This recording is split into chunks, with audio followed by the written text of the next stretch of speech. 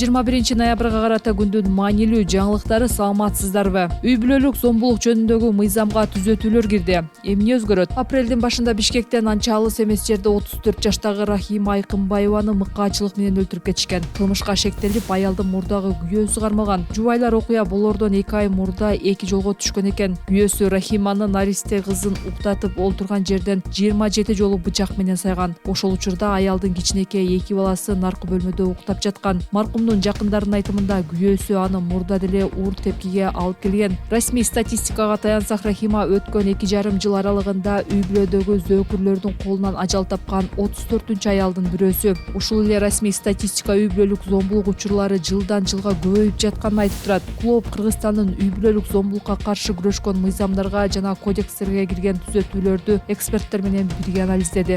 Ташиев 4 жылда кылмыштуу топтор менен байлардан 125 миллиард сом өндүрүлгөнүн айтты. УКМК төрагасы Камчыбек Ташиев 2020-2024 жылдар аралыгында уюшкан кылмыштуу топтор менен олигархтардан мамлекетке акчалай жана мүлк түрүндө 120-125 миллиард сом өндүрүлгөнүн билдирди. Ал 20 ноябрдагы маалымат жыйынында өндүрүлгөн каражат мамлекеттик казынага кошулганын белгиледи. Ошондой эле Ташиев каражатты өндүрүп бергендердин тизмесин жарыялоону убадалап, коррупция менен күрөш катаалдай турганын кошумчалады. Анын айтымында жемкорлор мурдагыдай акча төгүп эркиндикке чыкпайт, мүлкү алынып, өздөрү түрмөгө камалат. Ташиев жемкорлорду катуу жазалоо үчүн мыйзамга өзгөртүүлөрдү киргизүүнү пландаштырып жатканын белгиледи.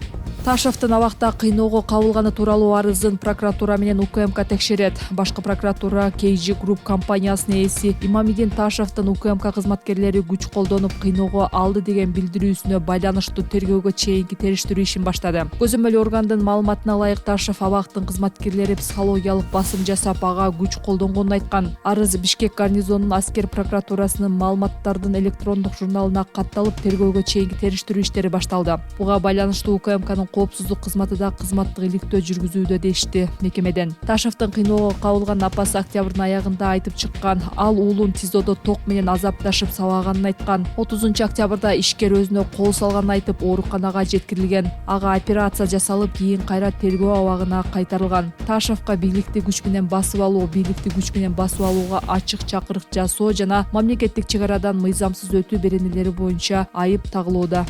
Ош шаарына кирүүчү жаңы жолдогу 28 үй сүрдүрүлөт. Ты жолунан Ош шаарына кирүүчү жаңы жолду кеңейтүү үчүн 28 жеке менчик үй алынат. Тургундарга компенсация төлөнүп, жаңы жер тилкеси берилет. Бул тууралуу президенттин Ош облусундагы өкүлчүлүгү билдирди. Жергиликтүү бийлик жол тыгынын жоюу максатында Ош шаарына кирүүчү кошумча жол ачкан. Жол Кара Суу районунун Датка айыл аймагынан өтөт. 17 ноябрда транспорт министри Абсаттар Сыргабаев жолдун айылдагы 600 метр аралыгын кеңейтүү иштери жүрөөрүн билдирди. Бүгүнкү күндө жолдун жалпы 3,5 чакырымы асфальтталып бүттү. Калган 600 метрди кеңейтүү жана оңдоо иштери жүргүзүлүүдө. Учурда аталган аралыкты 4 тилкелүү кылып салуу үчүн долбоор даярдалды деп айтылат маалыматта. Жол ачылып иштеп жатат. Ал эми оңдоо түзөө жана кеңейтүү иштери улана берет. Ты кесилишинен Ош шаарына кирүүчү жолдун курулушу 2023 жылдын декабрында башталган. Бийлик жол толук ачылса, шаар ичиндеги тыгын азайып, кирүү 6 чакырымга кыскарат деп пландоодо.